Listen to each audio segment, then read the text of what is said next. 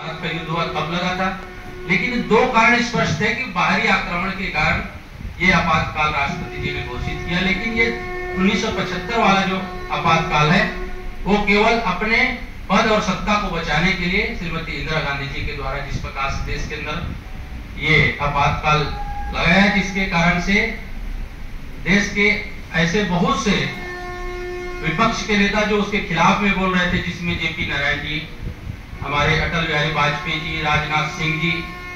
ऐसे बहुत से नेता हैं जिसको ये आपातकाल घोषित होते ही जेल में डाल दिया गया 26 जून को। तो इसके कारण से बहुत से परिवार इस आपातकाल के कारण परेशान हुआ, तबाह हुआ, उसके परिजन उनसे बिछड़ गए, उनके कारोबार प्रभावित हुए, उनको व्यक्तिगत रूप से प्रताड़ित किया गया। और इन सारी चीजों को रोकने के लिए कोई अखबार जो है मत प्रसारित करे, इसके लिए सेंसरशिप लगा करके, जैसे कि 25 जून को रात में ही बहुत से ऐसे मीडिया हाउसेस है जिसके आसपास की बिजली को काट दी गई।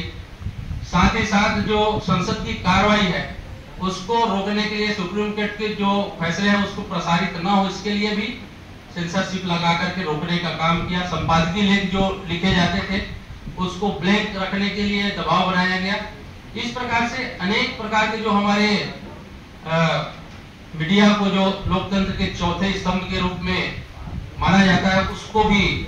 बाधित और इस प्रक्रिया से रोकने का काम किया गया। ऐसे संशोधन करके भी जो संसदीय व्यवस्था में हम सब देखे हैं कि संविधान की जो प्रस्तावना है उसको जो जिसको हम मूल मानते हैं उसको संशोधन करने के लिए भी और गलत तरीके से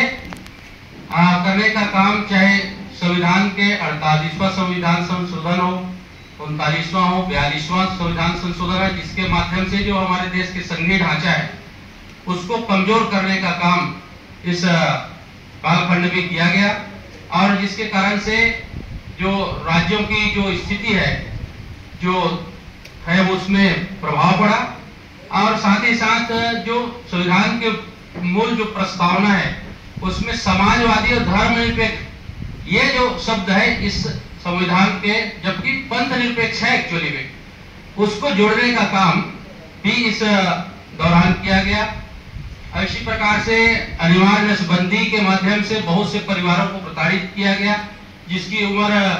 बहुत कम थी, 8 साल 10 साल के ऐसे बहुत से व्यक्ति हैं जिसको जबरदस्ती नसबंदी का कार्य श्रीमती इंदिरा गांधी जी के सुपुत्र संजय गांधी जी के और उनके सहयोगियों के द्वारा किया गया। इसी प्रकार से और भी बहुत से जो कार्य है वो किए गए, जिसके कारण से हमारे लोकतांत्रिक व्यवस्था और जो हमारी संवैधानिक व्यवस्था है वो कमजोर हुई और इसमें बहुत सारे परिवर्तन हुए और बहुत से परिवार इस आपातकाल खंड में प्रताड़ित हुए, परेशान हुए। आज हमारी सरकार आने के बाद ऐसे जो लोकतंत्र सेनानी है उसका सम्मान भी किया, उनको प्रोत्साहन राशि देने का भी काम किया, ताकि आने वाली पीढ़ी उनसे प्रेरणा लेकर के लोकतंत्र को मजबूत करने के लिए और समाज सेवा के लिए, देश सेवा के लिए आगे आए। ऐसे समाज सेवियों के माध्यम से देश आगे बढ़ सके। साथियों, ये तो 1975 और उसके